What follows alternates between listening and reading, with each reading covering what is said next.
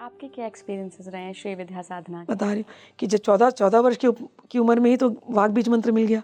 वाग बीज मंत्र जो है जो मेधा ऋषि है ना, सुमेधा ऋषि, सुमेधा ऋषि को वाग बीज मंत्र उनके उनके जब वो छोटे थे पहले जन्मों में, तो उनको ये मंत्र वो अपनी माँ को बुला रहे थे, आई आई आई ऐसे करके। तो आई आई बोलते बोलते फिर वो किसी तरीके उनको शरीर छोड़ा उन्होंने, लेकिन आई आई बोलते बोलते छोड़ा। तो जब आई आई बोला तो वो वाग बीज मंत्र का केवल आधा मंत्र है, आई, ठीक है ना, लेकिन बोल के वैसे छोड़ दिया शरीर।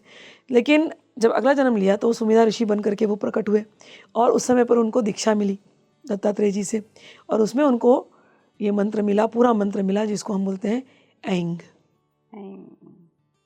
ठीक है, आई से ऐंग, समझ में आया? तो वाग, और हम लोगों का जो मंत्र, ये तो कल मैंने आपको बीज बताया है, हम लोग का मंत्र थोड़ा लंबा होता है जो गुरु से मिलता है और वो गुप्त होता है, वो सबको नहीं मिलता। तो वाग बीज मंत्र से उस समय तो मैं पास हो गई, मतलब टॉपर जो भी बोलो, लेकिन कई साल बाद जब मैं बड़ी हुई और आध्यात्मिक ग्रोथ होने लगी और एक पॉइंट आने लगा कि ये स्पिरिचुअल बातें ऐसी समझ में आने लगी। ऐसे होता था जब दिमाग का कोई पुर्जा खुल गया, सब बातें ऐसे समझ में आ गई, ऐसे बुक खोलो ऐसे समझ में आ जाती थी। तो खुद को हैरानी लगी कि समझ में आ क्यों रही है। तो दिखाई देने लगा अपनी साधना। जब आप साधना में आगे बढ़ते हो तो कई बार आपको आपके पहले जन्मों की साधना, इस जन्मों की साधना सब दिखाई देने। तब याद आया कि अरे 14 साल की उम्र में तो बागीच मिल गया था, सुमेधा ऋषि को जो मंत्र मिला वही हमको मिला, इसीलिए वो बुद्धि खुल गई। सुमेधा जो ये आप पढ़ते हो सुमेधा ऋषि की, सुमेधा ऋषि ने ही त्रिपुरा रहस्य दिया। अच्छा। और उनको सुना नारद जी ने आकर के। देखो हमारे वैष्णव और तांत्रिक इसमें कोई अंतर नहीं है। नहीं अंतर, मैं नहीं मानती मैम, ये बस कि दो नारद जी तो प्योर वैष्णव, अगर वैष्णव बोले तो ना, वो नारद जी आकर के सुमेधा जी से सुन रहे हैं त्रिपुरा रहस्य, समझ में आया? तो ये परंपरागत चलता है और ये सब आपस में, और नारद जी स्वयं इनकी पूजा करते हैं। आप ललिता त्रिशती पढ़ोगे तो उसमें आता है एक नाम कि हलधर पूजिता। हलधर तो बलराम जी है। फिर लक्ष्मण अग्राज पूजिता, राम जी पूजिता। तो राम जी विष्णु, राम जी ने तो खुद देवी की उपासना की रावण को, और वशिष्ठ जी पूजते हैं। बिल्कुल, वशिष्ठ ने तारा की साधना की है, और तारा हमारी कुरुकुल्ला है। कुरुकुल्ला श्री विद्या में उनको अपनी माँ मानते हैं। कुरुकुल्ला क्या होता है? तारा का नाम है कुरुकुल्ला। अच्छा, ठीक है ना? तो ये सब कनेक्टेड है, कोई इसमें डिफरेंस नहीं है, they are all connected together. तो जो आप मुझसे एक्सपीरियंस पूछ रहे हो, तो वाग बीज मंत्र का जो बीज मंत्र है वो इतना पावरफुल है कि वो ब्रेन सेल्स को एक्टिवेट करना शुरू कर देता है। बट वो आप गुरु के बिना नहीं ले सकते। मैंने तो कहा आई आई करने वाले तभी गुरु नहीं थे। आई आई आई करते करते उनका सिद्ध हो गया। अब मैं बताती गुरु की जरूरत कहाँ होती। कोई ऐसे भी एंग एंग एंग एंग एंग कर रहा है ना, मैं आज बोल रही हूँ, कोई ऐसे भी एंग एंग एंग एंग एंग एंग करेगा ना, उसके चक्र खुलेंगे ही, ब्रेन सेल्स एक्टिवेट होंगे ही होंगे। गुरु की जो ज़रूरत होती है श्री विद्या में, वो हायर चीज़ समझाने के लिए। जैसे ये बुक है श्री विद्या रत्नाकर, ये हमारे गुरुदेव दत्तात्रेय नंदा जी की बुक है। अच्छा। अब श्री विद्या रत्नाकर ये पूरी संस्कृत में लिखी हुई है। कैसे समझोगे? ललिता सहस्त्रनाम जब नहीं आ रहा किसी को तो ये कैसे समझोगे? तो ये तो हायर है ना, यहाँ गुरु की भूमिका, यहाँ गुरु की आवश्यकता है। और होता यह है कि ललिता सहस्त्रनाम पढ़ते पढ़ते आपकी छोटी मोटी इच्छाएं तो ऐसी पूरी हो जाएंगी। तो कभी कभी क्या होता है कि छोटी मोटी इच्छाएं पूरी हो गई तो आदमी छोड़ देता है साधना को। कोई बात नहीं, तेरी जर्नी वहां तक है। बट कोई लोगों को ज्यादा इच्छा होती है। भगवत गीता में 4 प्रकार के भक्त बताए, डिवोटीज बताए। तो उसमें आता है आर्त, अर्थार्थी, जिज्ञासु और ज्ञानी। आर्त होता है दुखी, कि बस मेरी प्रॉब्लम दूर हो जाए। तो उसको कोई बोलेगा तो हरे कृष्ण महामंत्र कर ले, वो कर लेगा। उसको कोई बोलेगा ललिता सहस्त्रनाम कर ले, वो करेगा। तो अच्छी बात है। भगवान अर्जुन ने उनसे पूछा कि भगवान ये 4 होते हैं ना, आर्त तो दुखी, ठीक है, वो तो सकाम इच्छा से कर रहा है, और अर्थार्थी उसको धन चाहिए, ठीक है, वो भी ललिता सहस्त्रनाम कर सकता है, ये भी कर सकता है, ठीक है। फिर एक तीसरा लेवल होता है जिज्ञासु। उसके मन में बड़े प्रश्न होते हैं, उसका पेट भर गया होता है, उसको धन वन की कोई इतना ये नहीं है, उसको दुखी भी नहीं है किसी चीज से, लेकिन उसको जिज्ञासा होती है। और एक होता है ज्ञानी। ये तीनों लेवल से वो पूरा हो चुका है। वो तो ज्ञानी जो होता है उसके अंदर सतत भगवान के लिए प्रेम है, माँ के लिए प्रेम है, उसको कुछ मांगने की भी जरूरत नहीं, उसको कोई जिज्ञासा ही नहीं। तो अर्जुन ने पूछा कि भगवान ये 4 में प्रिय कौन है आपको? तो अपनी बुद्धि बोलेगी भगवान को कौन प्रिय होगा, भगवान को आर्त तो पसंद नहीं आएगा, क्योंकि हमारे दिमाग में भरा होता है ना, सकामी नहीं निष्काम बनो, सकामी नहीं निष्काम बनो। तो हमको लगेगा अरे भगवान शायद आर्त अर्थार्थी को तो लो लेवल बोल देंगे। लेकिन भगवान इतने प्यारे हैं, इसलिए भगवान है। भगवान बोलते हैं अर्जुन उदारा एते सर्वा, कि ये सभी के सारे अच्छे हैं, कि 4 आए तो मेरे पास है। लेकिन मैं तुझे सच बताता हूँ, ज्ञानी को तू मेरा स्वरूप समझना, ऐसे बोलते हैं, इतना ऊंचा दर्जा देते हैं, ज्ञानी को तू मेरा स्वरूप समझना, ज्ञानी को मुझसे अलग मत समझना। मैंने कहा क्या बात कही, कि भगवान अर्थ को भी अपना समझते हैं, अर्थार्थी को भी अपना समझते हैं, जिज्ञासी को भी अपना समझते हैं, फिर बोलते हैं ज्ञानी क्या है ना, वो मेरे जैसा ही हो गया है। तो जो श्री विद्या में जाता है पहले अर्थ होकर के जाएगा, अर्थार्थी होकर के जाएगा, लेकिन एक दिन तो उसकी बुद्धि खुलेगी, क्योंकि ये गुरु की शक्ति चल रही है अंदर। वो सोचेगा कि ऐसा क्या है इस ललिता सहस्त्रनाम में कि फटाक से काम हो जाते हैं, और हो सकता है उसका सारी इच्छा पूरी होगी, लेकिन अब वो ललिता को देखना चाहता है। अब उसके अंदर हृदय में माँ के लिए प्रेम आ रहा है कि माँ को मेरे को देखना है, माँ को कैसे देखूं। ऐसे कितने बच्चे हैं, मेरे बच्चे यानी मेरे स्टूडेंट्स माँ को देखना चाहते हैं, तड़पते हैं माँ के लिए, तो कैसे देखूं। क्या ललिता सहस्त्रनाम से हो जाएगा? हो जाएगा, हो जाएगा, अगर तुम्हारी तड़प है तो। फिर कभी कभी मन आता है कि हमने मंत्रों के बारे में सुना है, क्योंकि आप जैसे आपका ज्ञान बढ़ता जाएगा ना, जिज्ञासा बढ़ेगी ना, तो गुरु अलग अलग रूप में आके आपको ज्ञान देते जाएंगे। फिर आपके मन में और जिज्ञासा बढ़ेगी, इनका क्या मंत्र है, इनके मंत्रों के बारे में कहाँ से जाना जाए। तो आपके मन में आएगा पंचदशाक्षरी आएगा, आपने कहीं सुन लिया होगा, तो मन में आता है। फिर कई बार कई बच्चे आते हैं मेरे पास कि पंचदशाक्षरी माँ हम ऐसे ही पढ़ सकते हैं बिना दीक्षा के। तो मैं एक बात बताती हूँ कि जो लोग दुर्गा सप्तशती पढ़ते हैं ना, वो बिना दीक्षा के ही आज तक पढ़ते जा रहे। हाँ, मेरी मम्मी भी पढ़ती है, वो तो कब जमाने से पढ़ रही हैं, उनको पता ही नहीं है, और उनका कोई गुरु नहीं, कोई गुरु नहीं है। तो क्या कोई हानि किया?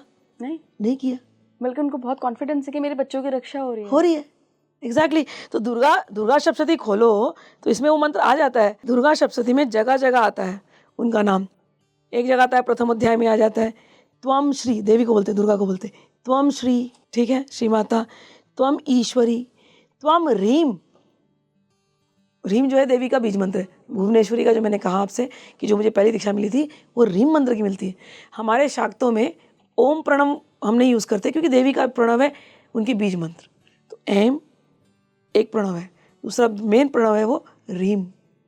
त्वम रीम त्वम बुद्धिर बोध लक्षणा, कि तुम ही बुद्धि हो, और बोध लक्षणा, तुम ही बोध कराने वाली हो। तो कोई ललिता सहस्त्रनाम को पढ़ रहा है, श्री विद्या की पूजा कर रहा है, तो उसके अंदर वो बोध, बोलते हैं ना, बोध ही उसकी जागने लगेगी।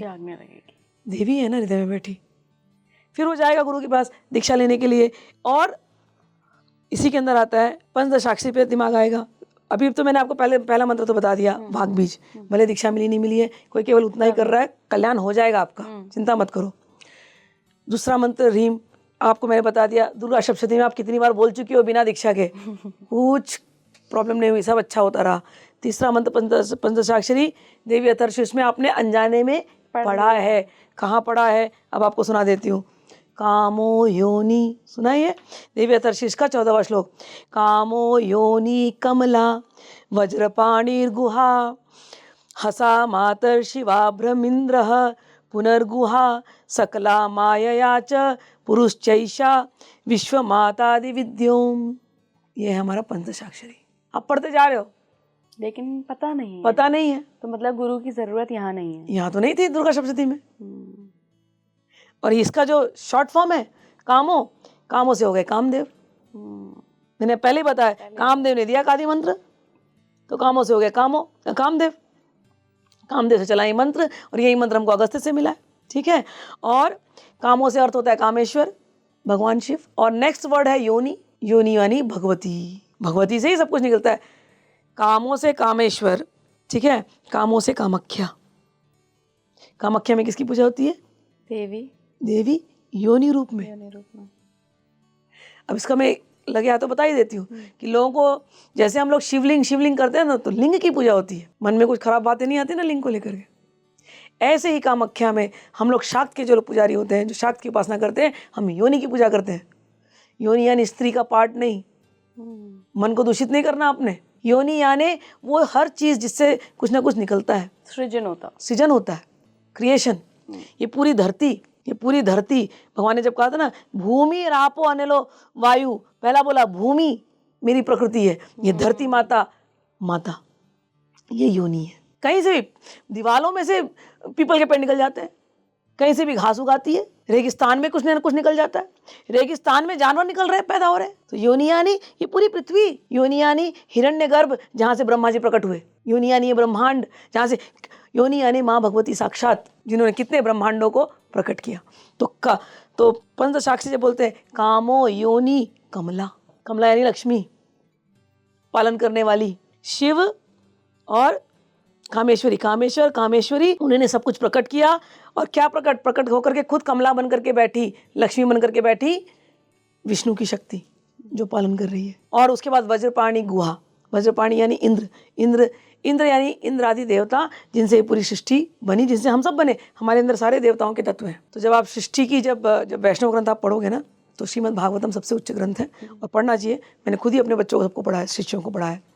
तो वैष्णव ग्रंथ में आता है महत्त्व और रजस, सत्व रजस तमस गुण, ये सब प्रकट होते हैं। और उसके बाद में फिर मन बुद्धि अहंकार प्रकट होता है। मन बुद्धि अहंकार के बाद हमारी 5 ज्ञानेंद्रियाँ, 5 कर्मेंद्रियाँ प्रकट होती हैं। और फिर देवता प्रकट होते हैं।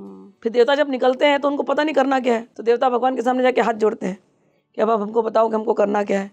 तो भगवान उनको अपने अंदर ले लेते हैं। फिर एक हिरण्यगर्भ का निर्माण होता है। हिरण्यगर्भ को पालने वाली कौन है? माँ है ना। तो पंचदशाक्षरी जब हम करते हैं, तो अब ये जो मैंने बताया ना, ये गूढ़ार्थ, ये बताने के लिए गुरु की आवश्यकता होती है। ये मेडिटेशन करने के लिए ये तो एक पार्ट है। श्रीविद्या मातृका पे हम आएंगे, क्योंकि श्रीविद्या मैं आपको समझा रही हूँ। तो अभी तक आपने ललिता सहस्त्रनाम पढ़ा, फिर हम मंत्रों पर आए। मंत्र का पंचदशाक्षरी मंत्र को मैंने समझाया। अब पंचदशाक्षरी के साथ साथ याग होता है। याग यानी पूजन। पूजन में होता है बहिर्याग, अंतर्याग। ठीक है। तो बहिर्याग अंतर्याग ये श्री विद्या में सीखना पड़ता है। अब इस बहिर्याग अंतर्याग में मातृका न्यास होता है। अच्छा, ठीक है। और मातृका, एक तो आपने अष्टमातृका सुनी है, बुक्स के अंदर सुनी है, ब्राह्मी, वैष्णवी, कुमारी इत्यादि, ये हम लोग ने सुना है। लेकिन हमारी मातृका जो होती है, वो हम लोग मातृका यानी अक्षर, अ आ इ ई उ ऊ, ये सब अक्षर, इसमें हम लगाते हैं अनुस्वार। ये सारे अक्षरों से, अक्षर यानी जो शर नहीं होता, जो कभी समाप्त नहीं होता, ये सारे अक्षरों से ही मंत्र बनते हैं। मंत्र ही देवी का स्वरूप है। समझ में आया? तो अक्षर न्यास, उसी को हम मातृका न्यास बोलते हैं। ओके।